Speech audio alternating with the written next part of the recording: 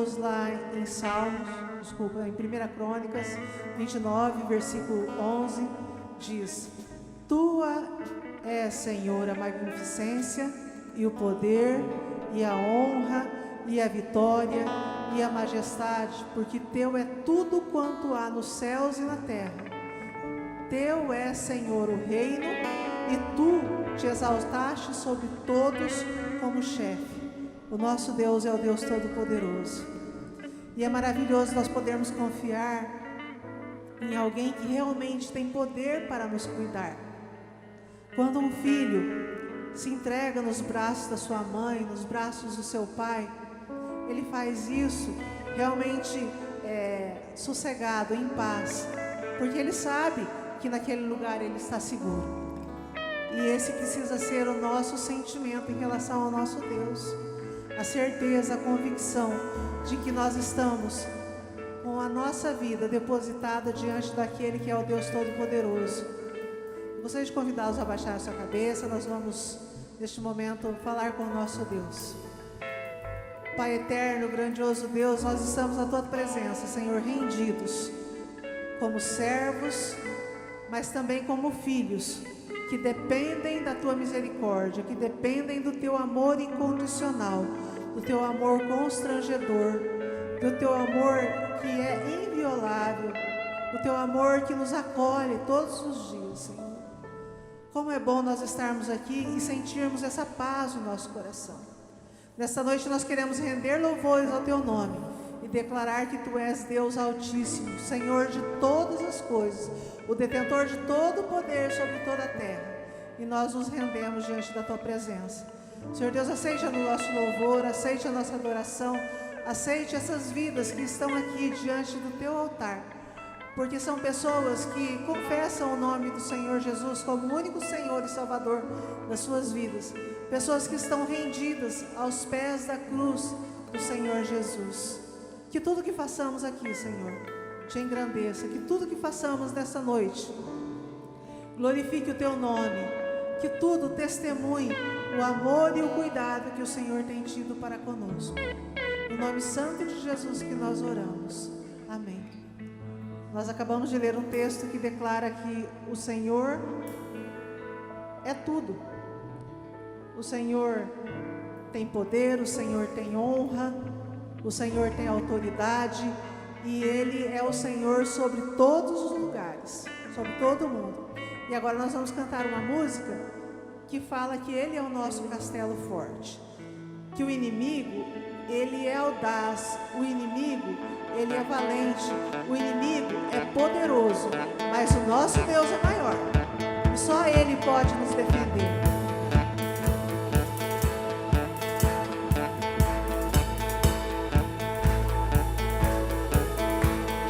Castelo forte é o nosso Deus, escudo e boa espada,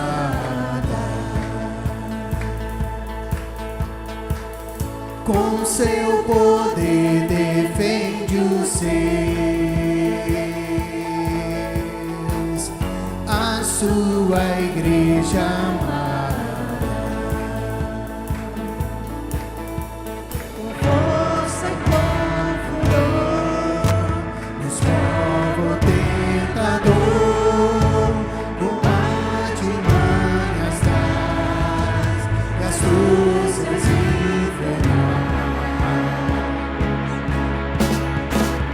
Iguais não há na terra.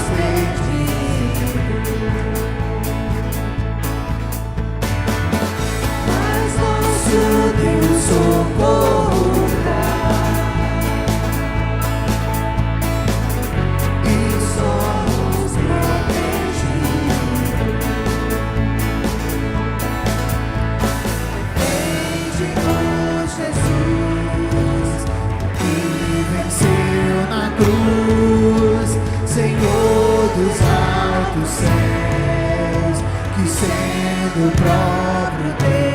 Triunfa na batalha. Triunfa na batalha.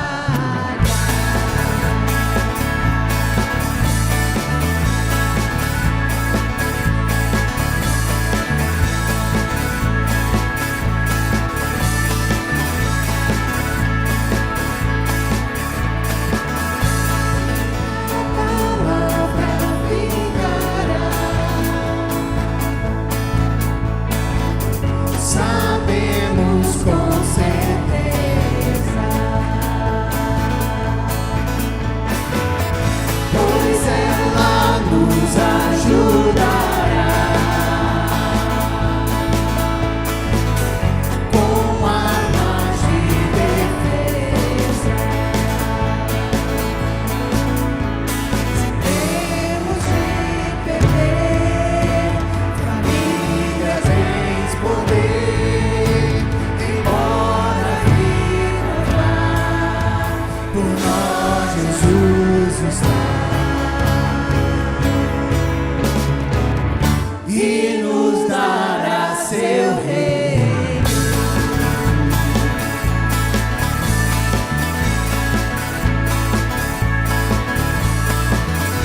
Castelo forte é o nosso Deus. Castelo forte é o nosso Deus. Castelo forte é o nosso Deus. Castelo forte é o nosso Deus.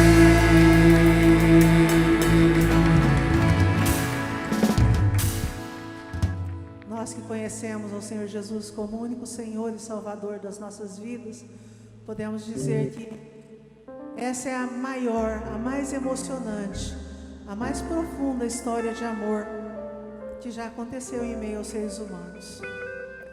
Porque nós estamos acostumados com o amor humano, que é um amor condicional, um amor humano que impõe condições, impõe restrições. Mas o amor do nosso Deus, demonstrado lá na cruz do Calvário por nós, Ele é um amor impressionante, Ele é grandioso, Ele é arrebatador, Ele é incondicional e Ele é constrangedor.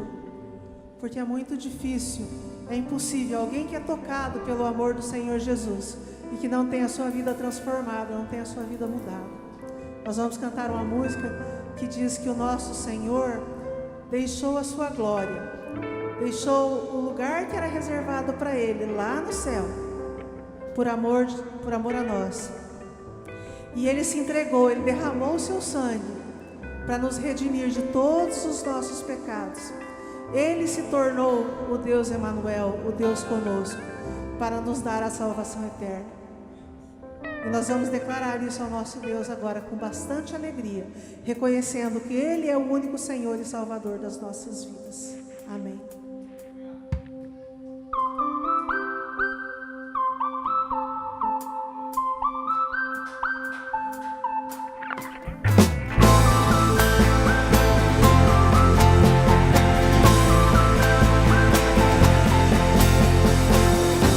Deixou sua glória, foi por amor, foi por amor. Derramou o seu sangue no nosso lugar.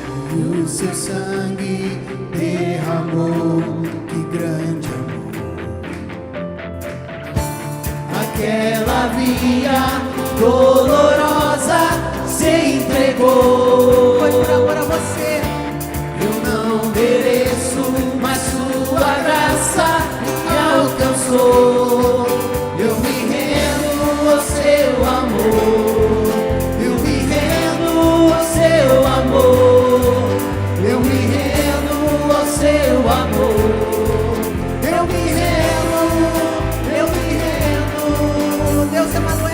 Deus Emanuel, estrela da manhã, rodeio de Deus, pão da vida, príncipe da paz, grande El Shaddai, Santo de Israel, luz do mundo, Galileu, Jesus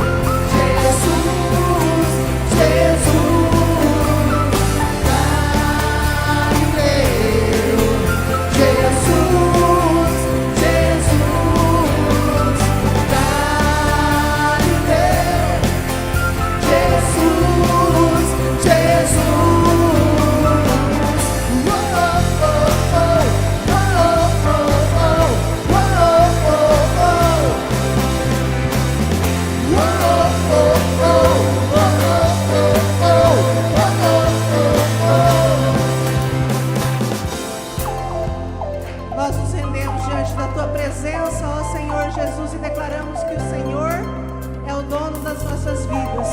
É em Ti que nós temos depositado a nossa confiança. É diante da Tua presença que nós depositamos as nossas vidas. Por mais que passemos por momentos que as aflições tentam nos abalar, nós sabemos que confiamos no Deus Todo-Poderoso. Sabemos que confiamos naquele que não pode falhar. Porque além de ser fiel a nós, Ele é fiel a si mesmo e não pode negar a si próprio.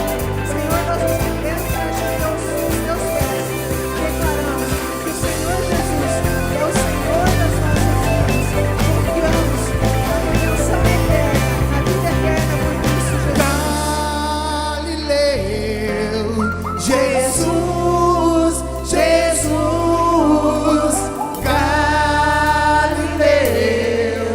Jesus, Jesus, Galileu, Jesus, Jesus, Galileu, Jesus, Jesus.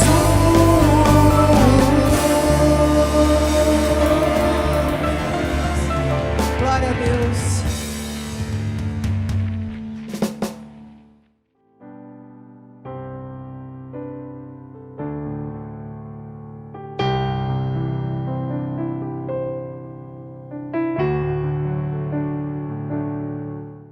Eu quero cumprimentar a todos os irmãos e irmãs, você que está nos assistindo, com a graça e a paz de nosso Senhor Jesus Cristo. Como é bom estarmos aqui mais uma vez, através da internet, reunidos para meditar na vontade do Senhor, na palavra de Deus, que é sempre perfeita. O Senhor quer sempre o melhor para nós, mas para isso nós precisamos entender a sua vontade, né, e colocar o nosso caminhar segundo o seu querer, para que possamos desfrutar da bênção do Senhor em nossas vidas, amém? E hoje nós vamos falar sobre uma oração muito conhecida, a oração do Pai Nosso. Nós vamos meditar na oração modelo que Cristo deixou para todos os cristãos e que ainda hoje nós repetimos. Me lembro que quando criança, nós orávamos toda a escola dominical, ao final da escola dominical, da escola bíblica, né, a oração do Pai Nosso. E nós vamos meditar no texto então de Mateus, capítulo 6, os versículos 5 a 15, você pode estar acompanhando na sua própria Bíblia ou no texto que estará na sua tela. Mateus capítulo 6, versículos 5 a 15, diz assim a palavra de Deus. E quando vocês orarem, não sejam como os hipócritas. Eles gostam de ficar orando em pé nas sinagogas e nas esquinas, a fim de serem vistos pelos outros. Eu lhes asseguro que eles já receberam sua plena recompensa. Mas quando você orar, vá para o seu quarto, feche a porta e ore a seu pai que está no secreto. Então seu pai, que vê no secreto, o recompensará. E quando orarem, não fiquem sempre repetindo a mesma coisa, como fazem os pagãos. Eles pensam que por muito falarem serão ouvidos. Não sejam iguais a eles, porque o seu pai sabe do que vocês precisam, antes mesmo de o pedirem. Vocês orem assim: Pai nosso que estás nos céus, santificado seja o teu nome, venha o teu reino, seja feita a tua vontade, assim na terra como no céu. Dá-nos hoje o nosso pão de cada dia. Perdoa as nossas dívidas, assim como perdoamos aos nossos devedores. E não nos deixes cair em tentação, mas livra-nos do mal, porque teu é o reino, o poder e a glória para sempre. Amém. Pois se perdoarem as ofensas uns dos outros, o Pai Celestial também lhes perdoará. Mas se não perdoarem uns aos outros, o Pai Celestial não lhes perdoará as ofensas.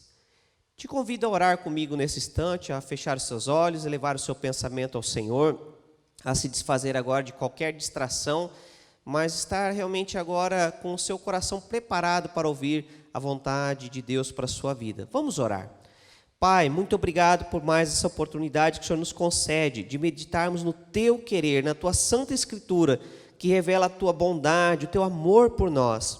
Pai, que os nossos corações estejam de fato preparados, que nós estejamos com sede e fome da Tua Palavra e que Teu Espírito Santo nos ilumine para que possamos compreender o Teu querer e viver segundo a Tua vontade. Que Teu Espírito Santo também nos capacite, porque nós somos incapazes de fazer isso sozinhos. Por isso pedimos o teu auxílio, não apenas hoje, mas todos os dias, até que Cristo volte para nos buscar. Amém e amém. Querido, nós podemos aprender muitas coisas com a oração do Pai Nosso. Em primeiro lugar, o Senhor nos deixa claro que o que importa não é o tamanho da sua oração, e nem mesmo se as suas palavras são tão bonitas, né? O que importa não é a postura que você tem no momento, a postura física, se você está em pé, se você está deitado, se você está sentado. Nada disso tem importância. Mas o que de fato importa é o propósito do coração de quem ora. E é justamente sobre isso que fala a oração do Pai Nosso. O Senhor Jesus, ele inicia fazendo uma crítica à postura dos fariseus, que estavam apenas querendo aparecer, fazendo bonitas palavras nas suas orações realmente muito requintadas, né? Cheio de oratória, para que as pessoas pudessem ver, gostavam de orar em público. E o Senhor Jesus também critica os pagãos, porque faziam apenas meras repetições, preces repetitivas, palavras sem sentido, vazias. E o Senhor Jesus mostra que não é isso que Deus quer de nós. Diante disso, os discípulos, eles perguntam para Jesus, mas, Senhor, então, como nós devemos fazer? Nos ensina. Nós vemos isso em Lucas capítulo 11, versículo 1, que diz, Senhor, ensina-nos a orar como João ensinou aos seus discípulos. Então, os discípulos, quando viram essa crítica de Jesus, e a realidade, né, que era ali bem clara, da oração vazia dos fariseus e dos pagãos, eles pedem que Jesus os ensine, assim como João Batista fazia com seus discípulos, e como era muito comum que os mestres da lei ensinassem os seus discípulos, os seus alunos. O que eles olham para Jesus como um rabi, como alguém que era um mestre, e pedem, mestre, ensina-nos a orar como convém, como é da vontade de Deus, nós queremos fazer do jeito certo. Então Jesus nos deixa a famosa oração do Pai Nosso, né? Aliás, não é esse o nome da oração, Jesus não deu esse nome, esse é o nome que nós damos, né, para identificá-la de uma forma mais fácil de entendermos, né? Então, quando a gente fala da oração do Pai Nosso, nós já sabemos que é a oração modelo que Cristo nos deixou. Mas o que é importante nós termos claro na nossa mente agora é que é uma oração modelo, que não é para repetirmos ela, somente ela, e não haver nenhum outro tipo de oração. E até mesmo quando orarmos, nós temos que orá-la da forma certa, com a atitude correta, e não apenas como uma mera repetição, porque do contrário, nós incorreríamos no mesmo erro que Jesus criticou, meras repetições de palavras vazias e sem sentido. Isso esvaziaria a oração do Pai Nosso. E talvez há pessoas que fazem isso nos dias de hoje. Oram, mas apenas uma mera decoração, uma mera repetição decorada, né? O famoso decoreba. Apenas oram aquilo porque aprenderam na sua infância, e às vezes até oram com alguns erros, né, de português, mas não compreendem o que essa oração quer dizer. E ela tem muito a nos ensinar. Na oração do Pai Nosso, Jesus usou um modelo que os discípulos conheciam muito bem naquela época, que era chamada de Kadish. Kadish é uma palavra em hebraico que significa sagrado. Era um modelo que era muito usado nas sinagogas, em preces pré-estabelecidas, orações pré-estabelecidas, repetitivas, né, que haviam nas celebrações e nos cultos judaicos. Era muito comum naquela época. Então, quando Jesus ele usa esse modelo, ele traz à memória dos discípulos algo que já era comum naqueles dias, algo que eles entendiam, compreendiam. E no Kadish, havia a frase como, exaltado e santificado seja teu grandioso nome, e também que venha o teu reino, que nós vemos nos versículos 9 e 10 do texto que nós lemos no início. Então, Jesus usou essas palavras também. Isso mostra que aquelas palavras em si não tinha nada de errado. O problema não estava nem nas orações em si, mas nas vãs repetições, né? Repetições sem sentido, onde a pessoa não orava com o coração, mas apenas palavras bonitas lançadas ao vento. Mas nós temos muito o que aprender nos dias de hoje com a oração do Pai Nosso. E nós queremos meditar nesse momento em algumas verdades que Jesus nos revela através dessa oração, para que quando orarmos novamente, se você for usar dessa oração, desse modelo de oração, não tem problema, mas que você compreenda que ao orar, que ao repetir essas palavras, não sejam vãs repetições, mas sejam repetições de palavras que têm sentido, que você compreende, e que quando você faz essa oração, que você esteja fazendo de verdade, com o seu coração realmente envolvido neste processo, não apenas a sua memória. Nós queremos começar com a primeira expressão que Jesus nos deixa, a primeira frase: Pai nosso que estás nos céus. Pai nosso que estás nos céus. Querido, que fantástico essa expressão que Jesus inicia essa oração, que ele usa para iniciar essa oração. Pai nosso. Isso tem muito sentido. Em primeiro lugar, significa que nós pertencemos a uma mesma família, que é a família de Deus. Quando nós cremos em Cristo Jesus e no seu sacrifício, confessamos o nosso pecado e reconhecemos o senhorio de Cristo Jesus sobre as nossas vidas, a palavra fala que o Senhor nos deu o poder de sermos feitos filhos de Deus. Nós fomos adotados em Cristo Jesus e passamos então a fazer parte da família de Cristo, da família de Deus. Você não é mais agora um estranho, você não é mais só uma criatura de Deus, mas você agora passa a ser filho do Deus vivo. Você passa a fazer parte da família dos salvos em Cristo Jesus, uma família especial. Não uma família de sangue, não de algo de herança, de hereditariedade, melhor dizendo, né? Não é algo que tem a ver com o seu DNA, mas tem a ver com a fé. Uma família no qual nós somos recebidos por Deus. Efésios, capítulo 2, versículo 19, diz assim: Portanto, vocês já não são estrangeiros, nem forasteiros, mas concidadãos dos santos e membros da família de Deus. Olha que coisa maravilhosa, querido. A palavra diz que agora nós somos membros da família de Deus. Eu fico imaginando, quando eu vejo esse versículo, aquela famosa cena de domingo, de um churrasco, ou de uma macarronada, os familiares todos reunidos ao redor da mesa. Eu me lembro que quando eu era criança, meus pais tinham uma grande mesa de peroba, de alguns metros de comprimento, e era muito gostoso reunirmos toda a família ali. Sinto falta de momentos como este. E eu penso nessa cena quando esse versículo nos diz sobre a família de Deus. Nós agora no lar eterno, quando Cristo vier para nos buscar, todos reunidos ao redor da mesa de Deus Pai. Certamente será algo maravilhoso. E ao participarmos da Santa Ceia, nós já anunciamos um pouco disso, né? Já estamos falando dessa realidade. Ao participarmos da Santa Ceia, da mesa da ceia, nós nos lembramos que somos família, somos povo de Deus. Isso também, querido, significa que como parte do povo de Deus, nós temos que nos importar com os nossos irmãos em Cristo. Somos uma família, então nós temos que olhar uns para os outros e cuidar uns dos outros, especialmente para fortalecer os nossos irmãos que possam estar fracos na fé, passando por um momento de dificuldade, um momento difícil na sua vida, onde a sua fé é abalada.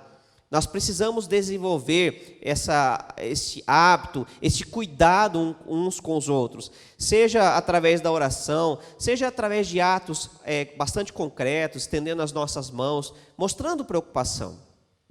Como pastor, quando nós estamos aqui no púlpito, nós conseguimos enxergar muito bem as pessoas que estão assentadas. E é muito normal percebermos que algumas pessoas já têm o seu próprio lugar, né? O seu lugarzinho cativo. E quando a gente vê que aquele lugar está vazio, a gente já percebe que o irmão tal, o irmão cicrano, a irmã beltrana, né? Os irmãos não estão presentes por algum motivo ou outro. E a gente já fica pensando, o que será que houve?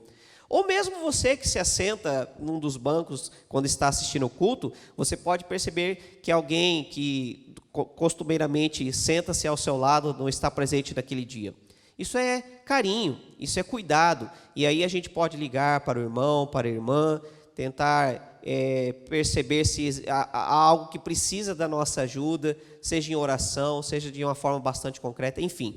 É muito bom participarmos da família do povo de Deus, tanto no âmbito espiritual, quanto no âmbito material. Aqui nós já desfrutamos desta família.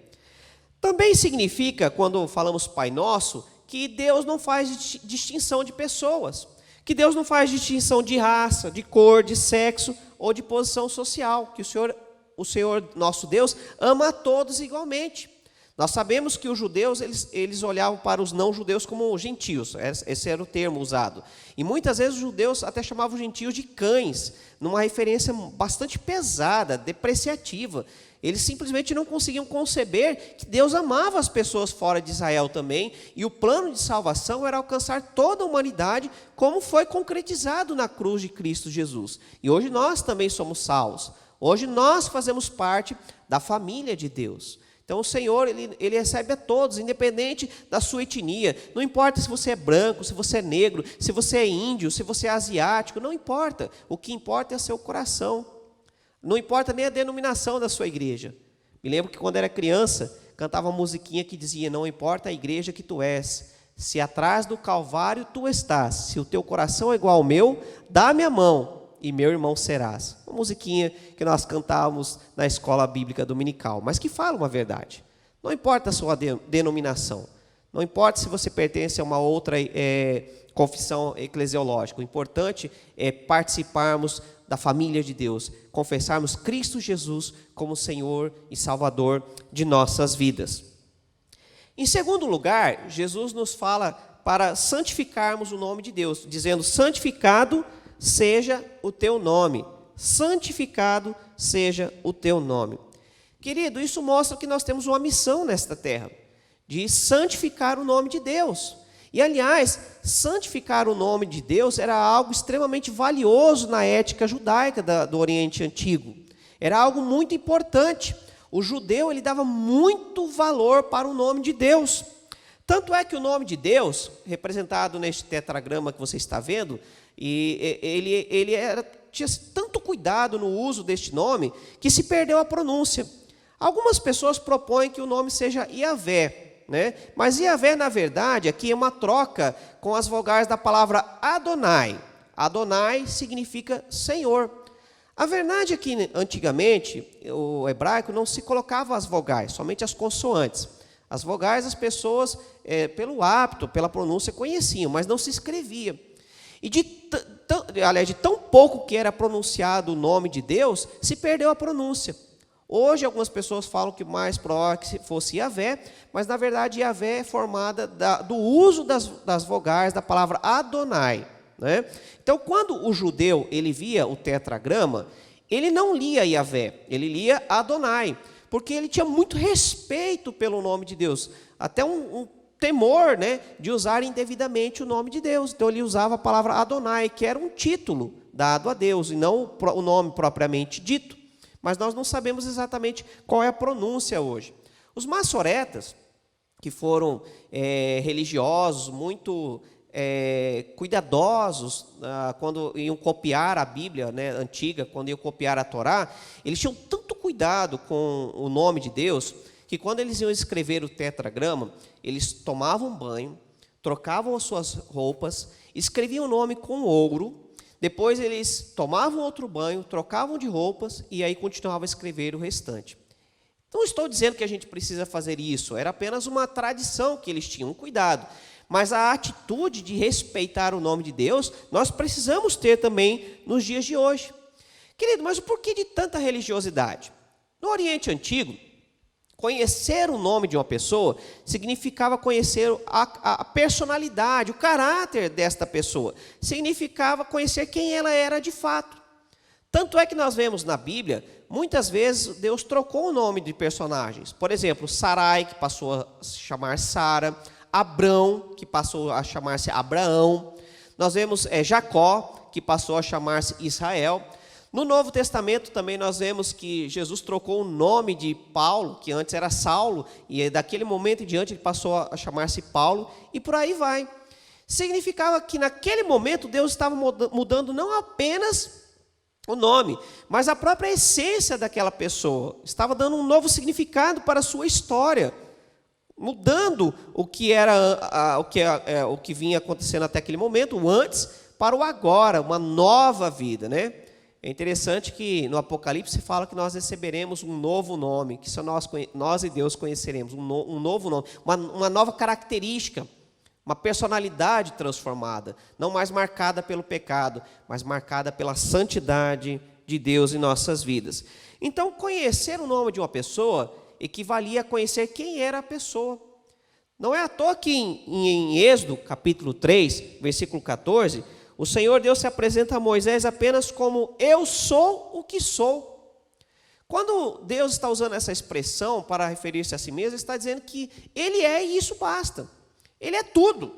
Ele é onipotente, ou seja, tem todo o poder. Ele é onipresente, ou seja, está em todos os lugares. Ele é onisciente, ou seja, ele tem conhecimento de todas as coisas. O Senhor é tudo.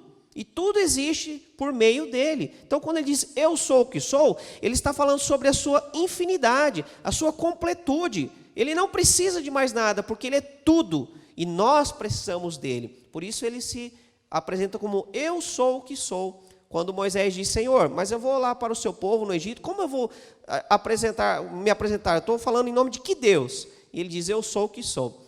É interessante que um outro título usado pelos judeus para falar o nome de Deus é Hashem. Hashem significa o nome. Então é um título. Como nós hoje, quando falamos Deus ou Senhor, não é um nome propriamente dito, é um título, né? Então, quando eles falam Hashem, o nome, é uma referência a Deus. Quando eles dizem isso, então eles estão usando uma forma de se referir a Deus, mas de uma forma respeitosa, com cuidado, de não profanar o nome de Deus. Então nós temos que ter esse cuidado também. E é interessante que a voz passiva usada no verbo, que da expressão santificado seja o teu nome, indica uma convocação da parte de Deus para que nós venhamos a reconhecer a sua santidade e honrar o seu santo nome. Nós temos que santificar, ou seja, dar a devida honra ao nome de Deus. Isso é um dever nosso. E mais do que um dever, é um mandamento dado pelo próprio Deus. Em Êxodo, capítulo 20, versículo 7, o Senhor nos dá o seguinte mandamento: não tomarás em vão o nome do Senhor teu Deus, pois o Senhor não deixará impune quem tomar o seu nome em vão. Querido, quando nós falamos de tomar o nome de Deus em vão, eu não estou nem dizendo propriamente de certas expressões da nossa língua portuguesa. Por exemplo, ai meu Deus, né? Ou ainda as pessoas muitas vezes falam, se Deus quiser, e não que haja problema nessa expressão. O problema é quando isso se torna algo vazio. Muitas vezes as pessoas falam, se Deus quiser, mas de fato, elas não estão preocupadas com a vontade de Deus, porque não procuram conhecer a vontade de Deus. Desculpa. O pior ainda é quando vemos pessoas que se dizem tementes a Deus, mas que suas práticas são completamente contrárias à vontade de Deus. Pessoas que vão à igreja, que se dizem cristãs, que se dizem tementes ao Senhor, estão todos os domingos no culto, mas na segunda-feira sua vida parece que não é influenciada em nada pela vontade de Deus. Cometem pecados, atitudes que denigrem o nome do Senhor, que envergonham o nome de Cristo Jesus. Você já ouviu aquela situação, quando alguém vem te falar da história de uma pessoa que se diz cristã e está cometendo certos atos indecorosos, né? E aquela expressão, mas fulano não é crente? Mas cicrana não é crente? Isso é um exemplo bem claro do que é não santificar o nome de Deus, envergonhar o nome de Deus. Nós temos o dever de santificar o nome do Senhor, especialmente através do nosso bom testemunho, da nossa vida, da nossa conduta. Isso não significa sermos perfeitos, mas significa buscarmos cumprir a vontade de Deus para o nosso caminhar. Em terceiro lugar, nós vemos que Jesus diz, venha a nós o teu reino, venha a nós o teu reino. Querido, isso aqui é uma expressão do que deve ser a nossa vontade, desejar que de fato o reino de Deus venha até nós. É interessante que mesmo sabendo que Deus tem todo o poder nos céus e na terra, e Ele pode impor a sua vontade, mas Ele não age dessa forma. O Senhor, Ele é soberano, mas não um tirano. Tem muita diferença. Ser soberano significa ter todo o poder. Ser tirano significa impor a sua vontade. E aqui nós temos que fazer uma observação. De fato, o Senhor, Ele exige obediência. E Ele é digno de ser obedecido. Exigir é você deixar bem claro o que precisa ser feito. Olha, você precisa realizar tal coisa, porque esta é a lei, essa é a coisa certa. Isso é exigir, é você deixar claro. E a palavra do Senhor exige obediência a Deus, se nós quisermos de fato viver segundo o seu querer. Mas exigir não significa que Deus nos obriga, que Deus nos impõe. Ele nos convida a obedecê-lo. É fruto de uma decisão, de algo de coração. Por isso, a oração, quando é feita apenas por repetição, de uma forma vazia, ela não tem valor algum. O nosso coração precisa estar envolvido no processo de oração. Tem que ser algo que vem de nós. De fato, o nosso desejo deve ser de que o reino de Deus venha até nós. Nós precisamos entender que o reino de Deus é basicamente o domínio, o reinado de Deus, ou ainda a soberania de Deus sobre tudo. Então, quando nós falamos reino de Deus, significa isso, a ação soberana, o poder de Deus sobre todas as coisas. Tudo está debaixo do comando de Deus. Isso é o reino de Deus. Quando, portanto, nós oramos, venha o teu reino, ao mesmo tempo é como se estivéssemos dizendo também, seja feita a tua vontade. As duas expressões estão muito ligadas. Venha o teu reino e seja feita a tua vontade. E ainda diz mais o restante, né? Assim na terra como é nos céus. Ou seja, assim como a tua vontade é feita lá nos céus, seja feita aqui na terra, em minha vida. Essa é uma oração de confissão e de pedido, de clemência, Senhor, que eu possa de fato fazer a sua vontade aqui na terra, assim como é feita a sua vontade lá nos céus.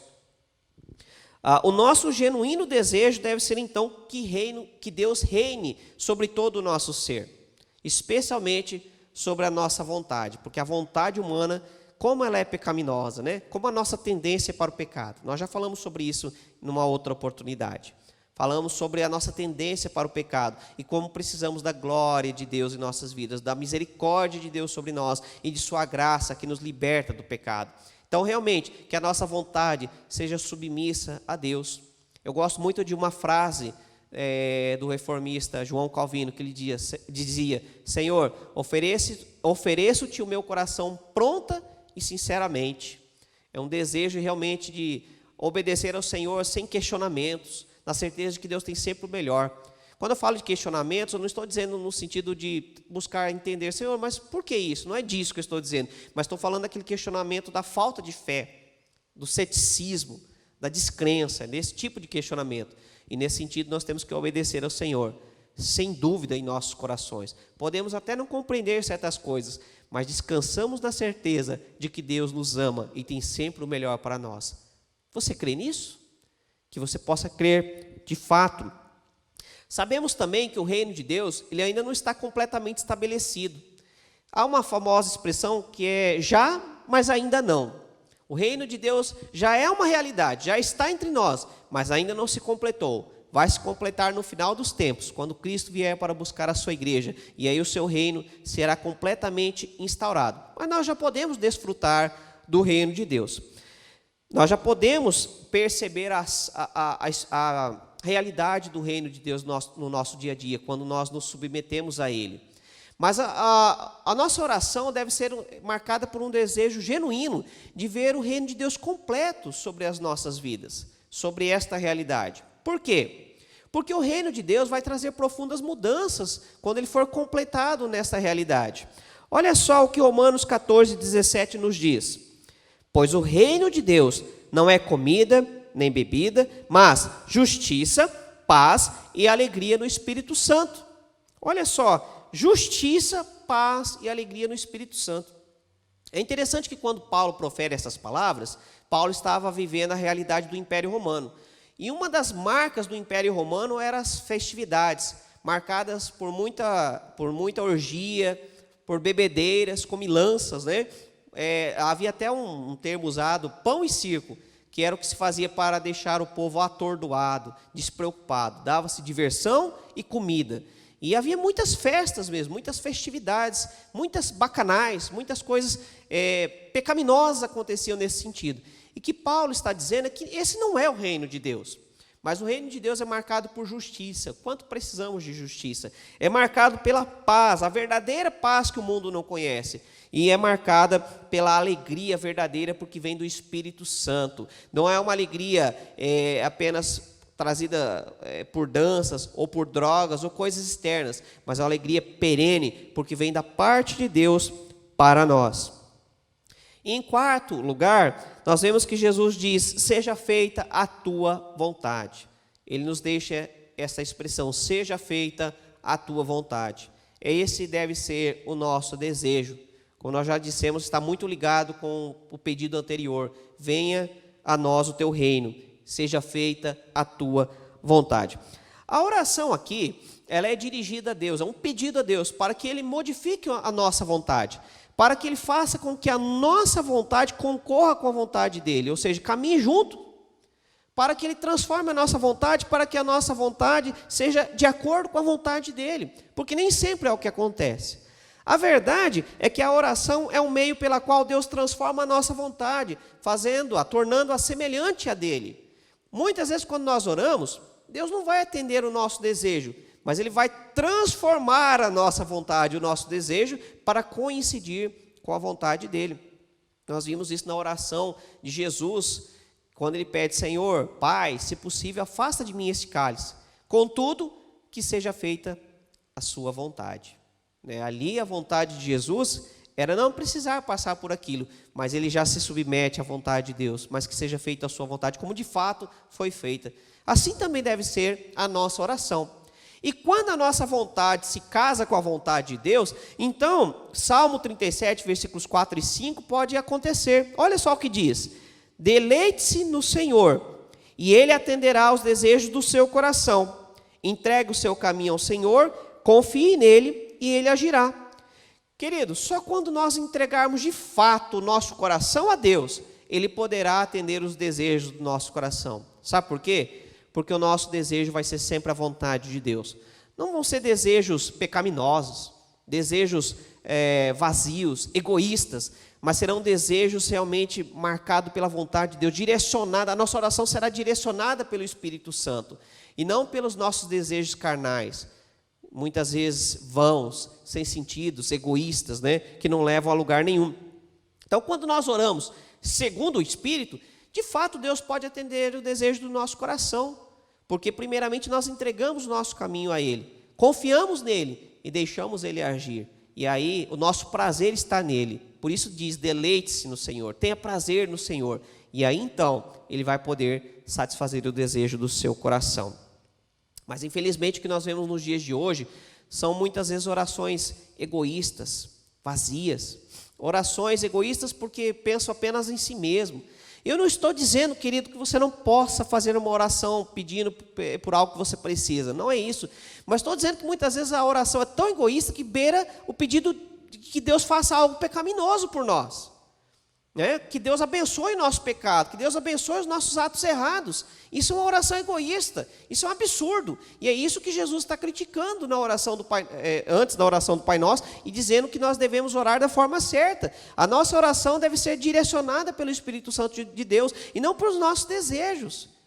Queridos, tem pessoas que chegam com pedidos diante de Deus absurdos, quase que como para que Deus encerre o casamento de outra pessoa, para que ela possa se casar, coisas desse tipo, para que o mal aconteça com o outro. Tem pessoas orando pelo mal do outro, me lembro daquela música lá, que fala sobre a vingança, quando você tiver a vitória, as pessoas vão ter que ver e reconhecer isso. Querido, para com isso, que oração de vingança é essa? Tem muitas pessoas que estão orando assim, desejando o mal do outro. E Jesus nos disse que nós devemos orar pelos nossos inimigos, para que eles se arrependam, para que eles conheçam a verdade. Então tome cuidado com orações que desagradam a Deus, ou ainda com orações que são apenas vãs repetições, meras repetições, não levam a lugar nenhum. Sabe, a pessoa não está nem mais refletindo no que está pedindo, apenas repetindo.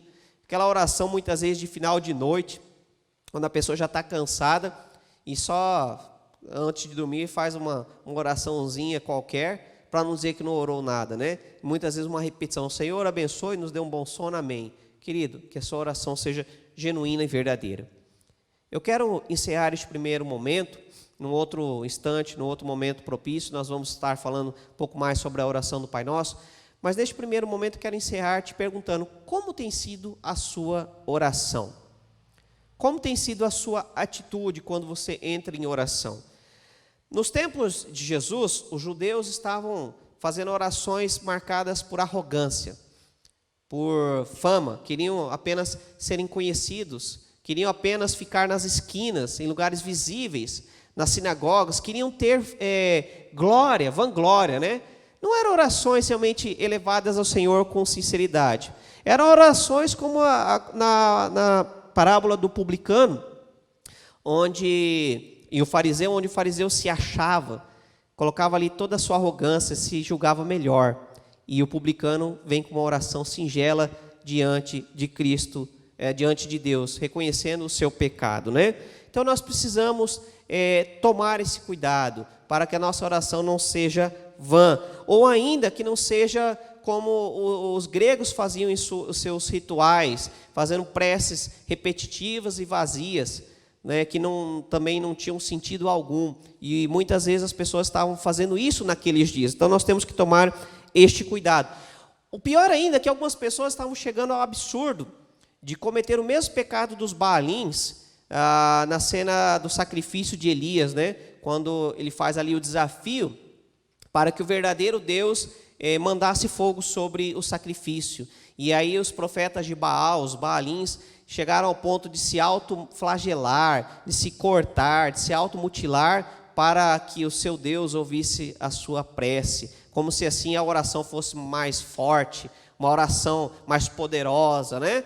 Alguns estavam chegando naqueles dias até mesmo a este absurdo, e Jesus critica veemente esse tipo de oração. Querido, não faça isso.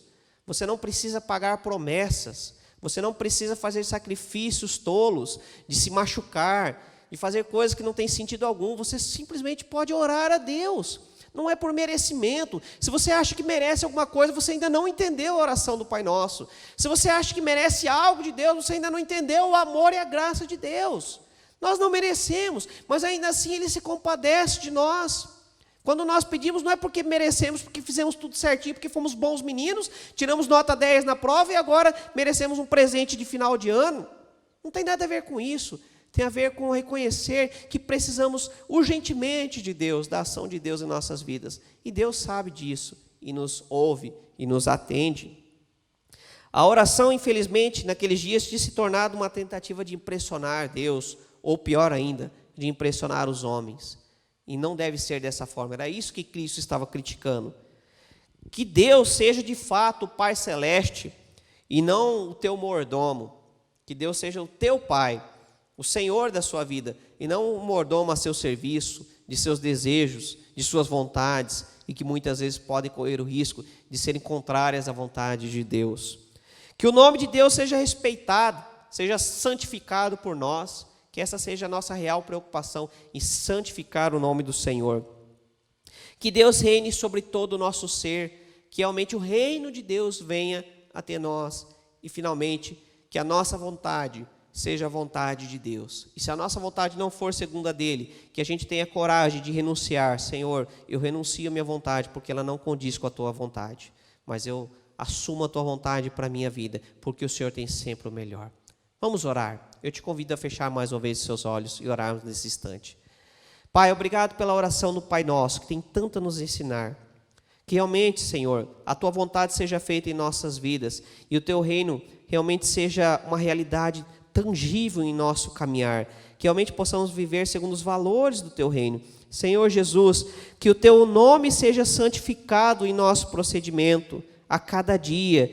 Que o teu nome, Pai querido, seja santificado pelo nosso exemplo, em todos os momentos, Senhor, que nós possamos te glorificar pelo nosso caminhar, pelo nosso falar, pelo nosso agir, Pai, em tudo, seja feito segundo o teu querer em nossas vidas, ó Pai, e que nós possamos, a cada dia, experimentar a tua vontade, que nós possamos a cada dia experimentar o teu poder nos transformando, que a cada dia nós possamos experimentar o teu reino em nossas vidas, para que tudo se cumpra segundo o teu querer. Perdoa as nossas falhas, perdoa as nossas dívidas, ó Pai querido, para que possamos experimentar o renovo, para que possamos experimentar uma nova vida segundo o teu querer. Essa é a nossa oração, em nome de Cristo Jesus. Amém e amém. Querido, querida, que Deus te abençoe, que você tenha uma ótima semana, que você possa refletir nessas palavras e que a sua oração seja genuína. Separe um tempo, entre na presença do Senhor. Não se preocupe com palavras bonitas, porque não é isso que Deus quer, mas se preocupe com palavras sinceras, porque o Senhor, Ele ouve a oração sincera de um coração contrito, de um coração verdadeiramente arrependido. Que o Senhor te guarde, te proteja de todo o mal, que você possa realmente perceber a ação de Deus em sua vida, a proteção de Deus a cada dia, amém? Estenda as suas mãos e receba a bênção, que a graça de Cristo Jesus, o amor de Deus, o nosso Pai, e a comunhão do Espírito Santo esteja sobre ti, hoje e todos os dias, até que Ele venha para buscar a sua amada igreja, aqueles que são seus, aqueles que fazem parte da sua família, amém e amém. Querido, fique na paz e que Deus te abençoe, no nome de Jesus.